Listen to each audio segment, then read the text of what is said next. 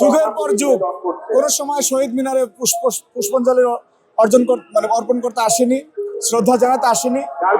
আজকে ওনারা এসেছেন লোক দেখানোর জন্য। আসলে তাদের জন্মলগ্ন থেকে যতবার ইতিহাসে বিভিন্ন বাক বদল হয়েছে, সবসময় তারা শুভ শক্তির বিরুদ্ধে অবস্থান নিয়েছে।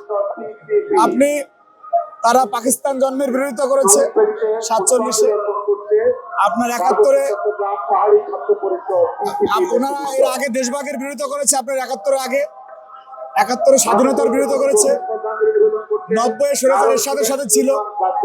যুগে যুগে বাংলাদেশের যত স্বাধিকার আন্দোলন হয়েছে সবসময় আমরা সেই যে শক্তির কথা আপনি বললেন তাদেরকে স্রোতের বিপরীতে, গণমানুষের আকাঙ্ক্ষার বিপরীতে তাদের অবস্থান আমরা দেখেছি। আজকে উনি যে জামায়াত ইসলাম যে কালার এক্সপার্ট, জর্জ স্যাপ এবং মাইল্ড অন হ্যান্ডস টেকনোলজি সমৃদ্ধ অরিক্স ক্রিস্টাল ওয়াশ আপনার লন্ড্রি এক্সপার্ট। শহীদ মিনারে আসছে শ্রদ্ধাঞ্জলি জানাতে। এটি বাংলাদেশের মানুষের এই শোকের দিনে একটি হাস্যরসের জন্ম দিয়েছে, কারণ ওনাদের প্রতিষ্ঠাতা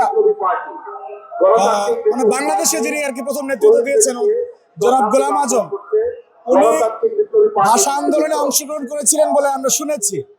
আবার পরবর্তীতে উনি আবার সেই অংশগ্রহণটা যে ভুল ছিল সেটি উনি নিজে স্বীকার করে ওনার বই পুস্তকে লিখেছেন যে ভাষা আন্দোলনে অংশগ্রহণ করা ভুল ছিল। সুতরাং ওনারা যদি আবার এবং ওনাদের পরবর্তী প্রজন্ম দীর্ঘ যুগের পর যুগ কোন সময় শহীদ মিনারে পুষ্পাঞ্জলি অর্পণ করতে আসেনি, শ্রদ্ধা জানাতে আসেনি।